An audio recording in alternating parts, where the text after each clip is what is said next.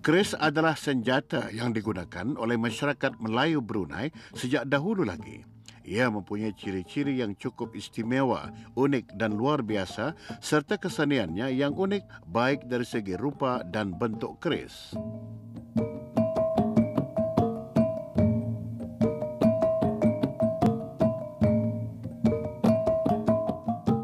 Kini keris dinilai sebagai seni warisan budaya yang mempunyai sejarah yang amat panjang. Disebut saja keris, ia tetap merujuk kepada sejenis alat senjata untuk peperangan dan pertahanan. Namun tidak ramai yang mengetahui bilakah keris mula dibuat dan dari manakah ia berasal. Adakah suatu ketika dahulu orang-orang Brunei dipercayai pandai dalam pembuatan dan penghasilan keris?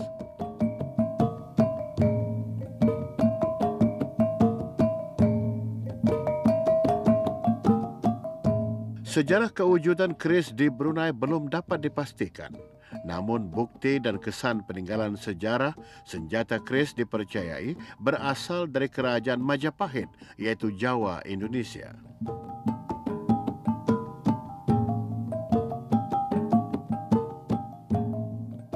Berkenaan dengan keris ini, yang sebenarnya memang terdapat di mana-mana negeri juga, tapi masing-masing bentuknya. Berkenaan dengan ini, saya ceritakan dulu, ini namanya aringnya, ia berbentuk macam cacak, macam jenis cacak, namanya aring. Tapi kalau yang ini, nyakatani puting. Puting ini sebenarnya dibuat kadang-kadangnya ia lain-lain basi. Kemudian aring ini tadi, kepala cacak ini ditabuk sama drill, dimasukkan basi yang lain, kemudian dikunci lagi di tabak-tabaknya keluar dulu tu sama paku. Tapi kalau paku itu tidak keras, tidak boleh masuk benarnya. Ada juga orang membuat sama senyawa. Ini putingan ini kegunaannya untuk pemegang uluan kan. Jadinya keris ini, basi yang dibuat keris ini sebenarnya bukan sebarang basi.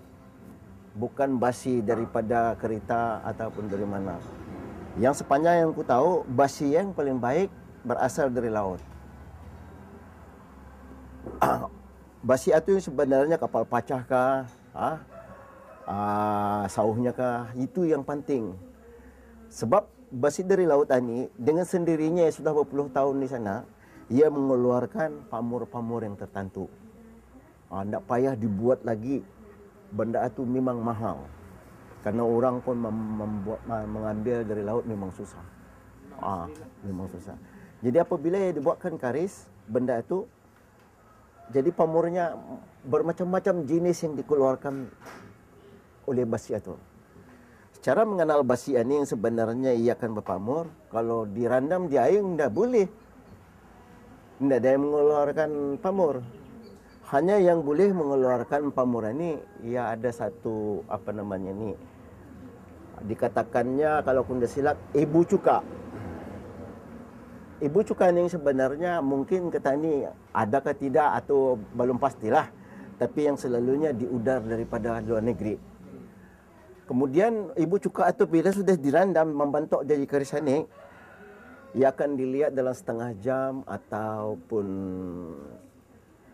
15 menit mesti dilihat sama ada dimakan ataupun tidak. Kalau kata dibiarkan daripada pagi sampai petang, tidak lagi ada tu. Habis dimakannya. Habis dimakannya tu. Basi itu dimakan oleh ibu cuka itu. Jadi ibu cuka itu yang membuat pamor itu. Jenisnya benda ini ia lebih mahal daripada pemarangan ini, sampai 30.000, 40.000, 15.000, ada yang 300, ada 200, 400. Tidak tentu benda ini. Melihat kualitinya orang yang membuat dan bentuk basi yang ada. Itu sebabnya. Satu, yang kedua, basi ini sebenarnya kalau basi itu cukup mahal, orang yang membuat itu sentiasa berudu Boerit. Kemudian basi ani dimandikan. Sudah selesai, sudah siap. Dimandikan. Caranya memandi, benda ini adalah dicucuk dengan tejak pisang atau tuh, pisang. Di sana dicucukkan batang pisang, dibersihkan ya. Kemudian baru diuruk dengan limau. Kalau orang yang kan mampu-mampu yang lain-lain atau di kemanyannya benda ni. Yang paling mahal itu sampai campuran basi itu 45 lipat. 45 lipat dicampur dengan basi lain, campur dengan basi lain, campur dengan basi lain. Dilipat, diketak, dianukan, dibakar sampai ia merah, kemudian dilipat masuk basi lain lagi. Sehingga ia dapat bercantum basi itu. Itulah sebabnya benda itu ia paling mahal. Apa namanya matanya ini sudah dibuat. Aluk itu yang sebenarnya inilah dikatakannya aluk itu. 1, aluk 1, aluk 2, aluk 3, aluk 4, aluk 5. Artinya 5 aluk. Benda ini ya memang sudah tua, kemudian dibalah lagi. Dibalah lagi, kemudian dimasukkan lagi basi yang paling keras. Nah, katanya orang Brunei dibalan. Bila ia dibalan, kikir yang lain ini untuk pengasah basi ini nak masuk. Ia akan masuk dalam ia lebih tajam. Paling bisa.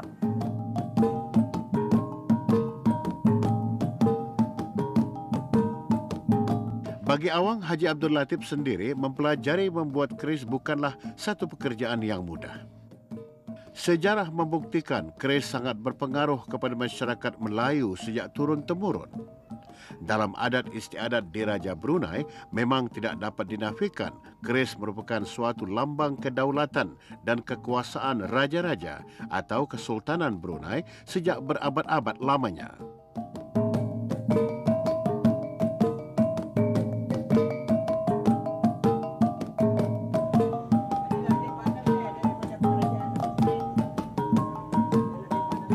Awang Haji Omar sendiri mula berkecimpung dalam pembuatan keris ini sejak berumur 10 tahun lagi. Beliau mempelajari pembuatan keris ini dari Allahyarham bapa beliau yang sememangnya sudah lama diwarisi dari datuk moyang mereka sejak lebih 100 tahun yang lampau.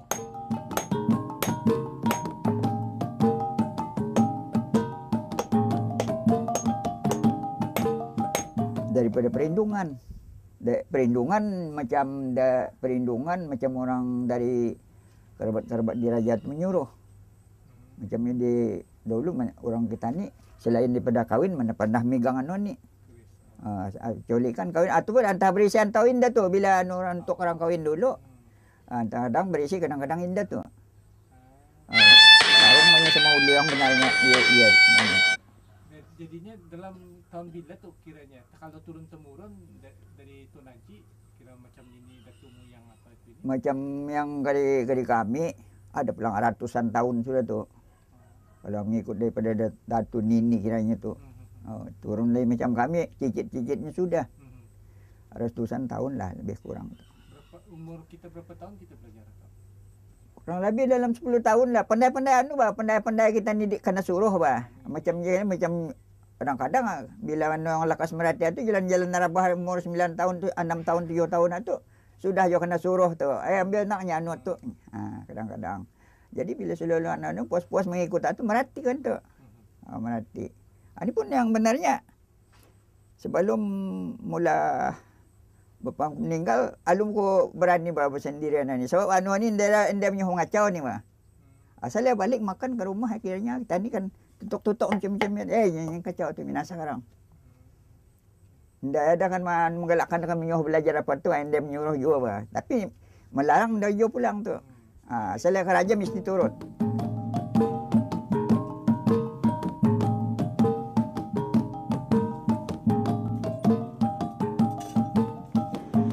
Pembuatan keris merupakan bidang utama dalam menilai seni rupa yang menunjukkan bakat, daya cipta, kemahiran pertukangan dan kepekaan seniman Melayu.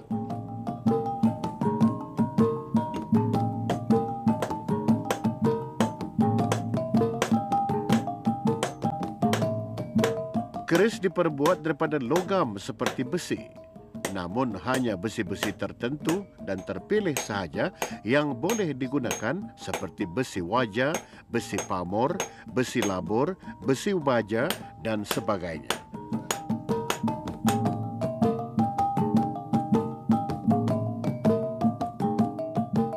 Daripada basi-basi anu ni juga.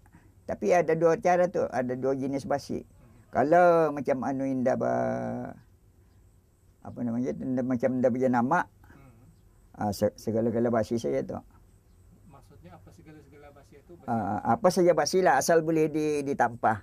Kalau macam yang ada nama, mau pamurnya, mau apanya, itu terpaksa dibuat dengan bahan bersyarat-syarat tu.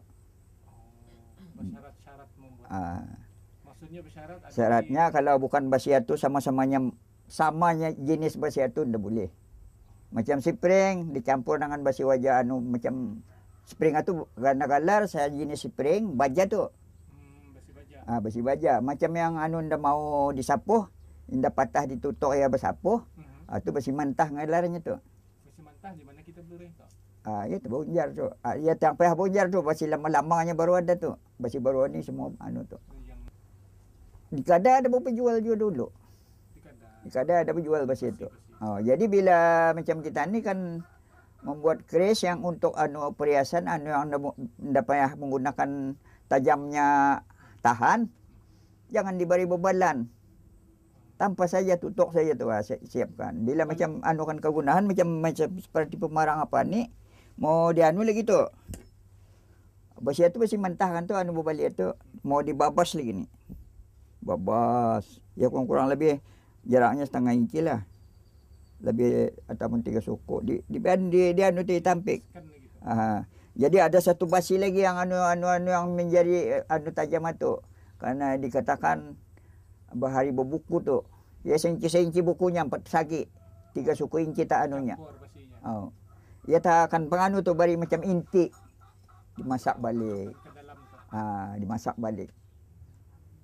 Dipijar namanya tu, memijar menemukan tu. Kalau indah curmat mengerjakan tu, ya kadang-kadang bila sudahnya jadi pemarang digalarnya sisip masuk te kayu apa tu sini. Ya artinya tu alum cukup masak tu ndak bertamu bah. Masuk te kayu tu sana. Galarnya sisip. Kalau ia saja tangan-tangan ni dalam kalau alum bergerain dalam 2 jam lah kurang lebih. 2 jam boleh kita siap membuat. Tapi alum bergerain berapa tu? Baru macam anilah tu. Alum tajam. Belum berhalusi. Ya kalau macam basi itu ada macam basi pamur punya tu. Ya merandam pun kurang dalam 4-5 jam lagi tu merandam. Rendam sama air asid. Pasal tu bila ya mau dihalusi dulu berkilat kan tu. Baru tani merandam arah perendaman air tu. Jadi ia mau dilawat-lawat tu. Sejam sekali lihat. Kalau belum keluar tu pamurnya tu rendam lagi. Mesti keluar ni pamur. Bila sudah tu bila indah dirandam tu indah nampak ragi-raginya tu indah nampak.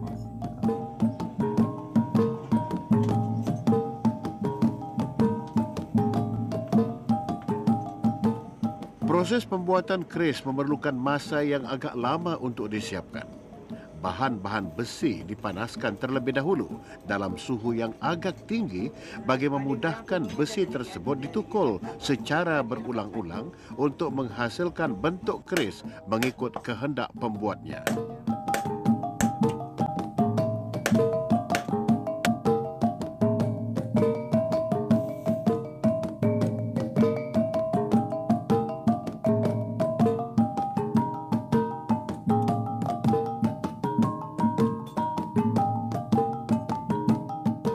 Keindahan lurikan, kehalusan hasil pembuatan, ciri-ciri tersendiri melambangkan kerajinan tangan orang-orang Brunei menggunakan kaedah secara tradisional.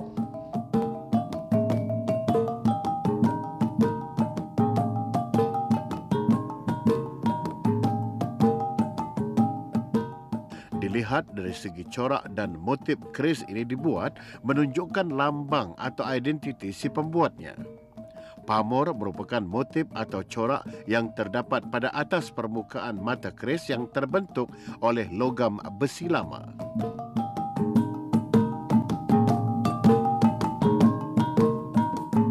Pembuatan sarungan ni sebenarnya ataupun kayunya mesti dipilih.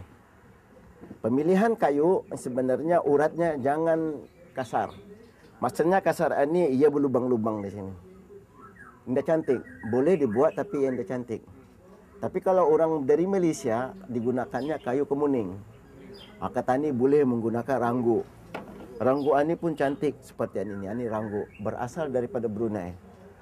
Dia ada mengeluarkan warna-warna lawakan. Ni.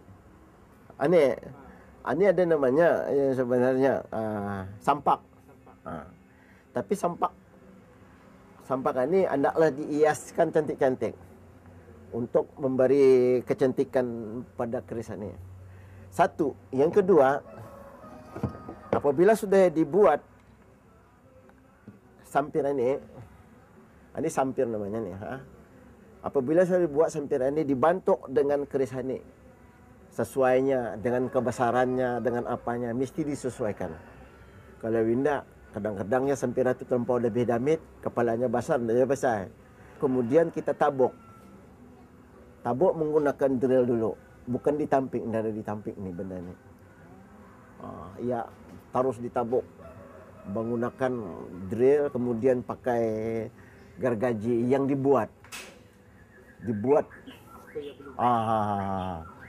Dibuat sama je macam yang ni batangnya ni. Batangnya ni dari tampik. Ia tetap akan dibohor sepanjang mana yang mau. Itu sebabnya berkualiti. Kemudian membantu ke dia sebenarnya apabila sudah kita dapat lubang ni ia dah boleh besar. Sesamangam dengan ni tadi ni kepala cacaknya ni. Ia memang dah masuk. Ia memang macam mana. Barangkali mengikut orang dulu penapasan katanya. Selain daripada itu, keris ulunya dah mati. Ia boleh dipusing-pusing. Kiri ke kiri, kanan-kanan. Sikapnya ketanian ini tantongan ada kiri, ada kanan. Tapi kalau keris yang lain, orang yang belum mencari pengalaman, memang dimatikannya. Yang sudah banyak aku melihat keris-keris yang dibuat di Brunei ini dimatikan.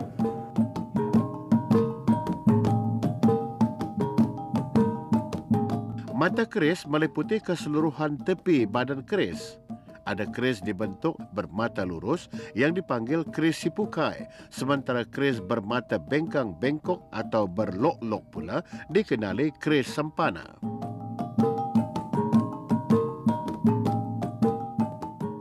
Ya keris mana banyak juga anunya. Nganya aluk tu hanya membawa membawa nama masing-masing aluknya. Pasal anunya kerisnya ia dua jenis saja. Keris balok ataupun keris nda balok tu. Tapi lain teh namanya bila sudah nda ada anunya tu lurus hanya macam mana nda ada banu tu, nda ada banu tu. Belingkuk-lingkuk tu. Serusap lantai namanya tu. Tapi sarungnya sama, ulunya sama tu. Saja tak? Biasa saja sama macam karis juga tu. Kalau yang belok? Karis juga. Lain namanya? Karis balok tu, aluk. Aluk 3. Yang dah mau ganap tu, mesti gangsal. Aluk 3. Ganjil? Yang paling buntak tu aluk 3. 5.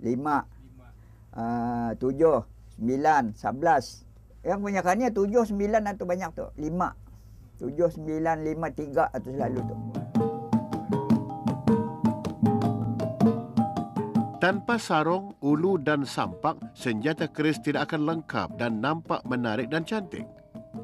Sarung, ulu dan sampak mempunyai peranan masing-masing sebagai hiasan luaran supaya si pemakai keris kelihatan segak dan gagah.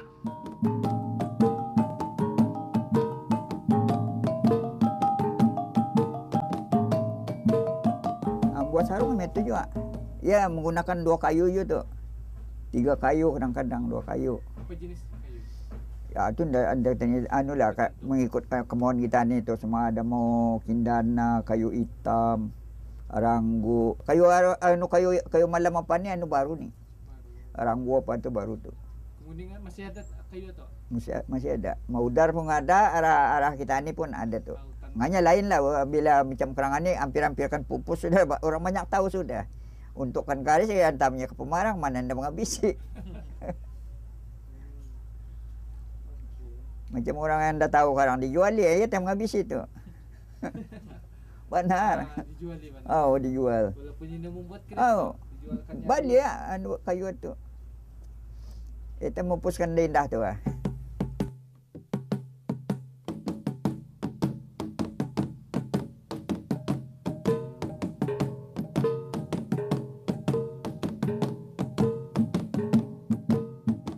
Di negara Brunei Darussalam, penggunaan keris mempengaruhi semua aspek kehidupan di semua peringkat dan keturunan sejak berzaman lagi.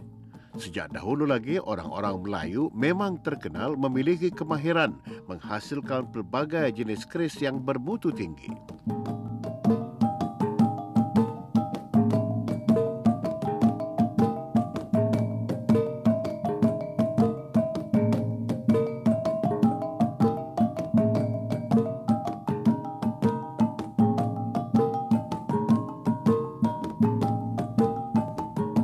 Apa yang membanggakan sehingga ke hari ini, kemahiran, kepandaian dan kepakaran masyarakat Melayu Brunei dalam pembuatan keris masih lagi diwarisi dari satu generasi kepada generasi berikutnya.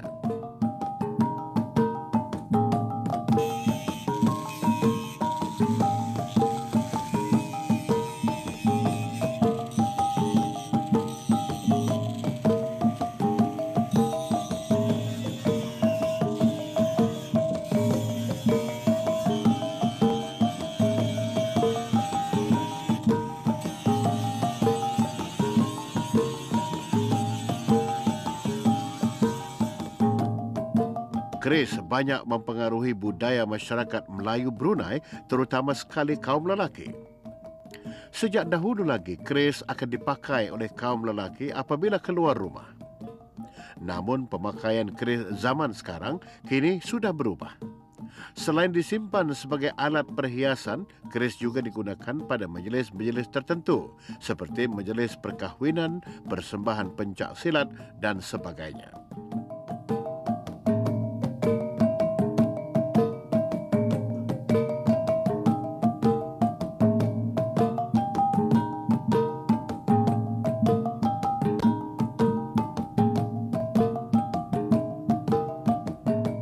Sebagai sejenis alat senjata mempertahankan diri, kini keris dijadikan sebagai khazanah warisan negara yang amat berharga dan disimpan sebagai tatapan dan bahan pameran kepada pengunjung.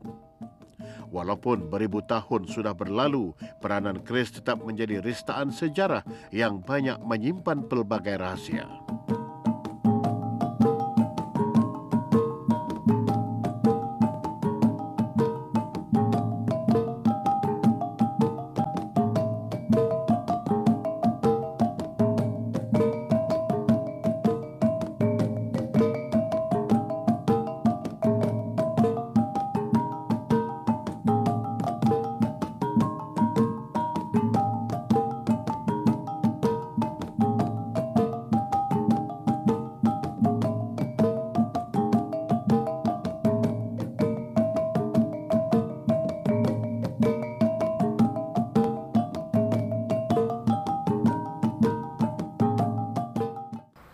Auda,